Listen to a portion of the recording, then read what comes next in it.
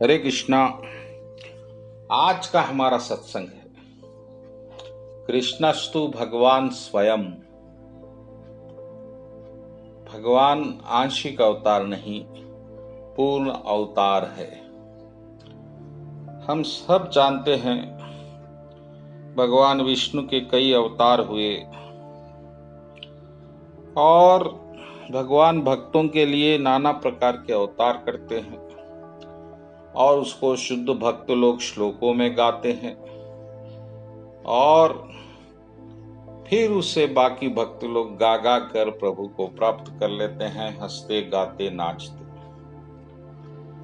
लेकिन जो अवतार भक्तों को चाहिए, जिस तरह की भावनाओं को कल्पित किया है भक्तों ने भगवान के बारे में, वैसा अवतार, वैसा पूर्ण अवतार मात्र भगवान कृष्ण में है। इसीलिए हम पूरे अवतारों पर एक दृष्टि डालेंगे और क्यों वो अवतार मात्र आंशिक रह गए, पूर्ण नहीं हुए। तो प्रभु का पहला अवतार सनत कुमार के रूप में हुआ, 4 बालकों के रूप में, जिन्होंने ज्ञान का प्रचार किया। उसके बाद प्रभु वराह का अवतार लेकर हिरण्याक्षा का वध किया और वेदों की रक्षा की। अब ये भी बड़ा आंशिक मामला है, इसमें भक्त लोग कुछ ज्यादा नहीं मिला। इसके बाद भगवान नारद जी के रूप में अवतार लिए और नारद जी तो मात्र भक्त है और वो भगवान की लीलाएं गाते हैं। चौथा अवतार प्रभु का नर नारायण ऋषि के रूप में हुआ, जिन्होंने कठिन व्रतों का, तपस्या का पालन करते हुए सत्य की खोज के लिए अपने प्रमाण प्रस्तुत किए। लेकिन भक्तों को इससे भी ज्यादा संतुष्टि नहीं हुई। इसके बाद कपिल भगवान आए माता देवहूति के गर्भ से और उन्होंने सांख्य शास्त्र का ज्ञान दिया और वो सांख्य शास्त्र भक्तों को ज्यादा तृप्ति नहीं देता, उन्हें तो बस भक्ति चाहिए। इसीलिए वह भी भक्तों को ज्यादा संतुष्टि नहीं दे सका। इसके बाद प्रभु दत्तात्रेय पैदा हुए। कपिल जी के बाद दत्तात्रेय भक्त अनसुया माता के गर्भ से आए और उन्होंने इंद्रजाल का ज्ञान दिया, सात्विक गुण में यंत्र मंत्र तंत्र की शिक्षा दी। यह भी भक्तों को ज्यादा आकर्षित नहीं कर सका। इसके बाद प्रभु रुचि ऋषि को पिता के रूप में और अकुति माँ के गर्भ से आए यज्ञ बनकर, और यही इसी अवतार से प्रभु को हरि भी कहते हैं। इसके बाद प्रभु ऋषभ बनकर आए मेरु देवी के गर्भ से और इसके बाद पृथु के रूप में उन्होंने भूमंडल का उद्धार किया, ग्राम बनाए। लेकिन ये सब चीजें कहीं ना कहीं भक्तों को तृप्ति देने वाली नहीं हुई। इसके बाद प्रभु का 10वां अवतार मत्स्य अवतार हुआ और उसमें उन्होंने वेदों की रक्षा की। और इसके बाद प्रभु समुद्र मंथन के दौरान अपने 11वें अवतार में कच्छप अवतार में कछुआ बनकर मंदराचल पर्वत को धारण किया उन्होंने। और उसके बाद उसी मंथन में धन्वंतरी बनकर अमृत कलश को प्रकट किया और इसके बाद प्रभु मोहिनी अवतार बनकर अमृत को बांटा, विस्तरण किया और देवताओं को उन्होंने बांटा और असुरों को वंचित किया। 14वें अवतार में प्रभु मात्र भक्तों के लिए, भक्तों की रक्षा के लिए भगवान नरसिंह बनकर आए। अब नरसिंह भगवान भक्तों के तो बहुत प्रिय है क्योंकि वो भक्तों के रक्षक है, लेकिन फिर भी उनका रूप उतना मोहित करने वाला नहीं जिस तरह भगत कल्पना करते हैं भगवान के रूप की। और उसके बाद नरसिंह भगवान के बाद वामन देव प्रभु बनकर आए, जो मात्र भिक्षुक का अवतार है। बाली महाराज से उन्होंने 3 पग मांगे और फिर बाली महाराज देने में असमर्थ रहे। 2 पग से उन्होंने विश्व को, समस्त ब्रह्मांड को ढांप लिया और तीसरा पग बलि महाराज के सर पर रखकर उन्हें सुताल लोक भेज दिया। इसके बाद प्रभु परशुराम जी बनकर आए। अब इन्होंने क्षत्रियों का इसमें वध किया 21 बार और उसके बाद प्रभु व्यास जी बनकर आए। इन तमाम अवतारें प्रभु का कुछ न कुछ आंशिक कला को प्रदर्शित करती है। अब वैसे तो 64 कलाएं मानी गई है, लेकिन 16 प्रमुख है और इन तमाम अवतारों में कुछ आंशिक अवतार रहे, लेकिन कोई इतनी कलाएं प्रदर्शित नहीं किया। 1-2 कलाएं प्रभु ने प्रकट की, लेकिन अपनी 60 कलाओं के साथ प्रभु प्रकट हुए 18वें अवतार में भगवान राम बनकर, और यहां भक्तों को पूर्ण तृप्ति हो गई।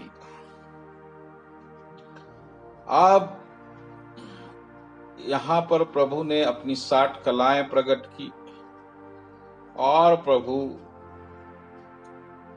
एक मात्रों में पूर्ण अवतार ही रहे। बस एक चीज की कमी रही, 4 कलाओं को प्रभु ने प्रकट नहीं किया।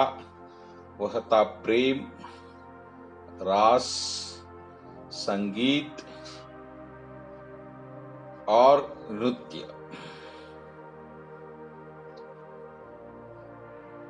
तो इसी तरह ये 4 कलाओं से वंचित रहे भगवान राम। अब जो भक्त प्रेम और रास, नाच गाने के दीवाने हैं, उन्हें थोड़ा उसमें संकुचित होना पड़ा, मर्यादा में जाना पड़ा।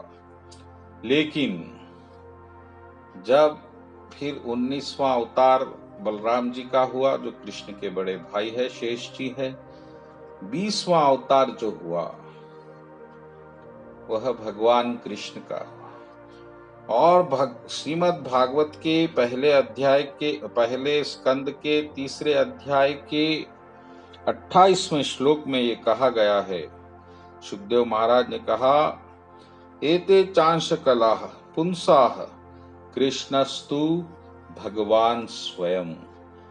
कृष्ण अवतार नहीं, आंशिक अवतार नहीं है, पूर्ण अवतार है। जिस तरह भगत इच्छा करता है कि भगवान है तो बस ऐसे ही होने चाहिए, उन संपूर्ण कलाओं को भक्तों के लिए भगवान ने प्रकट कर दिया। इसीलिए जो मन की प्यास है, जो मन की खोज है, जो प्रभु की खोज है, बस कृष्ण के पास आकर खत्म हो जाती है। कृष्णस्तु भगवान स्वयं। हर कला को भगवान ने प्रकट किया। सौंदर्य कला को प्रकट किया, प्रेम कला को प्रकट किया, बल की कला को प्रकट किया, ज्ञान की कला, हर रस को। जिस तरह इंद्रधनुष में 7 रंग होते, भगवान कृष्ण में जितने रंग है सब बस गए। और पूरे इतिहास में इस तरह से कलाओं को प्रकट करने में कोई सक्षम नहीं रहा ना, क्योंकि इस जो मानव होता है, जो समय के अधीन है, वह मात्र एक कला को प्रकट करते करते उसका जीवन गुजर जाता है। कोई अगर ज्ञान में ध्यान लगा रहा है, फिर वो संगीत से वंचित होता है, नृत्य से वंचित होता है, और जो नाच गाने में लग गया है वो ज्ञान से वंचित हो जाता है। और ये दोनों में भी कुछ निपुणता हासिल की तो फिर बल में वंचित हो जाता है। इसी तरह से इतिहास में सर्व गुण प्रदर्शित करने वाले मात्र भगवान कृष्ण हैं। इसीलिए कृष्ण को पूर्ण अवतार कहा गया। मन कृष्ण के पास जाने के बाद फिर कहीं और नहीं भागता, ये बात निश्चित है। और इतिहास में देख लीजिए, किसी ने नृत्य नहीं किया, गोपियों के साथ खुले मैदान में रास नहीं किया, और खुले मैदान में रास करने के बाद अब वैराग्य देखिए।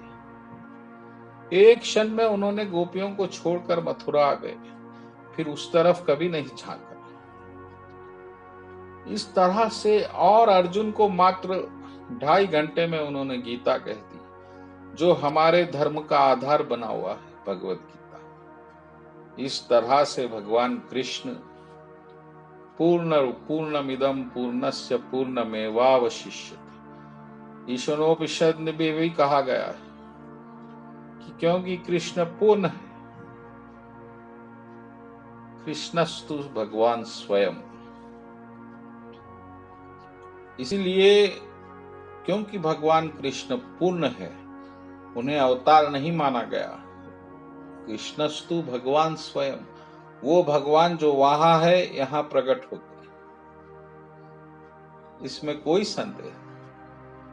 और यह मात्र भगवान इतने अवतार ये सब क्यों हो रहा है?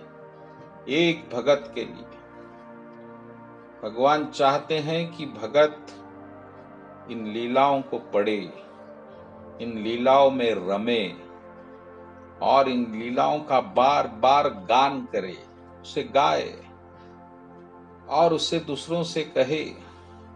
मा चित्ताः मद्गताः प्राणा बोधयन्ति परस्परम कथयंसिश्च मा नित्यम तुष्यन्ति च रमन्ति च। गीता में कह रहे हैं भगवान, मेरे जो भक्त होते वह कहते हैं कथा मेरी एक दूसरे से और आनंदित होते। कथयन्तश्च च नित्यम, हमेशा, ऐसा नहीं सिर्फ हफ्ते में 1 बार 2 बार, ऐसा हमेशा। बोधयन्ति परस्पर, एक दूसरे से कहते हैं। इतना कष्ट भगवान उठा रहे हैं। 22 अवतारों का वर्णन है भागवत में। अभी कितने अवतारों का वर्णन नहीं है। प्रभु के अवतार अगणित है। हरि अनंत हरि, कथा अनंत। कथा अनंत इसलिए है कि लीलाएं अनंत है। और ये किस लिए हो रहा है? भगवान को चिंता भक्तों की है कि वो मुझे किस तरह से याद रखेंगे, क्योंकि माया तो कृष्ण को भुलाने के लिए अपनी शक्ति लगाएगी और माया का काम है कि आपको कृष्ण को भुला दिया जाए और आप उसके शिकार होते जा रहे हैं हर दिन, हर पल, हर क्षण। और भगवान लीलाएं करते जा रहे हैं आपके मन को जीतने के लिए, आपके मन को सतर्क बनाने के लिए, उनके तरफ आकर्षित करने के लिए। और कृष्ण पे जिसका मन आकर्षित नहीं हो रहा है, ये बड़ा दुर्भाग्य है। कौन सी कला भगवान ने नहीं छोड़ी। आपको जो चाहिए कृष्ण के पास मिलेगा। आपको ज्ञान चाहिए, ज्ञान मिलेगा। योग चाहिए, योग मिलेगा। भक्ति चाहिए, भक्ति मिलेगी। आपको रास चाहिए, रास मिलेगा। प्रेम चाहिए, प्रेम मिलेगा। इसीलिए कृष्ण को पूर्ण अवतार मान लिया गया है। और कृष्ण जैसा कोई किसी धर्म में भी नहीं हो सकता। किसी ने पृथ्वी पर आकर ये नहीं कहा कि ये सब सूरज चांद सितारे मैंने बनाए। कोई कहने की हिम्मत भी नहीं कर सकता, क्योंकि जब उसने बनाया ही नहीं तो वो कैसे कहेगा कि मैंने बनाया है। बुद्ध आए, जीसस आए, कितने लोग आए, किसी ने हिम्मत नहीं की कि हमने बनाया है, हम भगवान हैं, ये सब मेरे हैं। किसी ने नहीं की, भगवान कृष्ण ने की। इसीलिए भागवत में कहा गया है कि कृष्णस्तु भगवान से।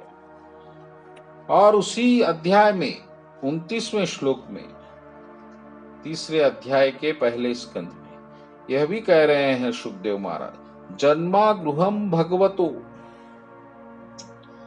ये भगवान की लीलाएं बड़ी रास वाली है। गृहम, सीक्रेट, यह सबके लिए प्रकट नहीं है। इसके लिए प्रभु की कृपा चाहिए। और सा एत प्रायतो नहरा सायं प्रातः ऋणम भक्त्या दुखम ग्रामाद् विमुच्यते। अगर कोई भक्त सुबह और शाम को भागवत कथा सुनता है, भागवत पढ़ता है, भागवत गाता है, तो फिर वह समस्त दुखों से मिट जाता है। लेकिन कंडीशन है आप सुबह और शाम भागवत को पढ़ेंगे, भागवत को सुनेंगे किसी भी तरह,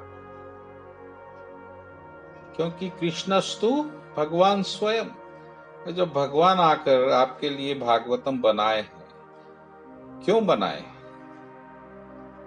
क्योंकि आप नाम जपने के बाद जब शुद्ध होंगे तो इस कथा में रमकर अपने मन को प्रभु के पास जाने के योग्य बनाएंगे। अभी तो अंतःकरण अशुद्ध है, माया में डूबा हुआ है मन हमारा। इसीलिए भक्तों, कृष्ण जब परिपूर्ण भगवान है, मात्र आप उसके जुड़ने से आप हर चीज, चाहे भौतिक हो या आध्यात्मिक, आपके पास प्रभु कृपा से अपने आप पहुंच जाएगी। इसलिए भगवान कृष्ण को पूर्ण मानते हुए, पूर्ण भगवान मानते हुए भगवान कृष्ण की शरण लीजिए और भगवान कृष्ण का नाम जपते हुए, लीला पढ़ते हुए प्रभु के ज्ञान में, ध्यान में रम जाइए। बोलो कृष्ण कन्हैया लाल जी की जय।